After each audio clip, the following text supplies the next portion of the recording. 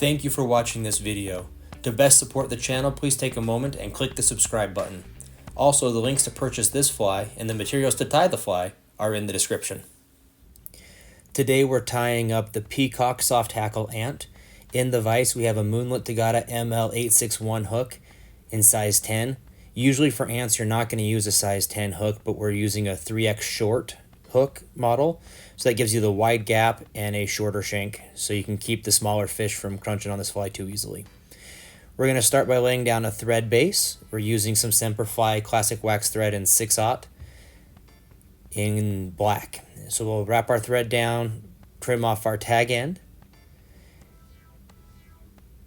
From here we're going to tie in 3 pieces of peacock herl and tie them in so that they go all the way back to the end of the shank right before it starts to curve, and trim out the excess tips that you have on that from those peacock herl strands.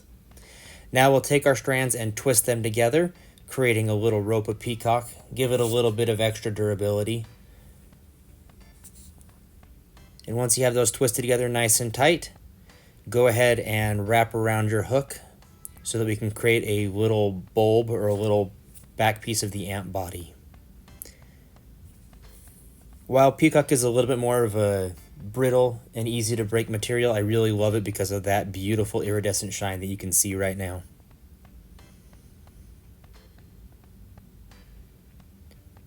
Once you have that back end tied in, go ahead and catch your material with some crossing wraps and tie that in tight and trim out the remainder piece. Set this aside so that you can use it for the front half of your fly. Now we'll go ahead and tie in a piece of India hen feather. Tie it in by the tip with the barbels brushed backwards and cut out your tip. For a cleaner tie-in point,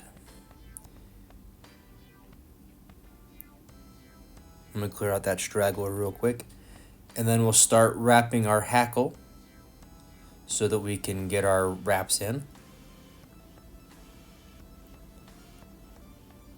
I think we'd be lying if anyone who's tied with hackles before says they haven't had it snap at the stem like that. Let's go ahead and tie back in.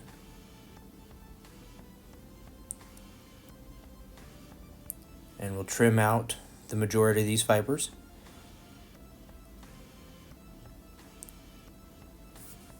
And we can brush them back and clean it up with our forward section. So we're going to do 3 wraps of this hen feather, and we're going to preen the fibers back or fold them back so that all the barbules face rearward. And then after we get to we're at our 3rd wrap, we're going to grab our tying thread and catch that stem so that we can trim it out and tie it off. So we'll snip out the stem, preen everything back, and just trap it in place so that it all looks nice and uniform. And then we'll go ahead and grab our original 3 pieces of peacock herl, tie them in, trim out the tip excess, and we'll do the same thing where we're going to roll these in our fingers to create a nice little rope. Be careful not to trap the feathers from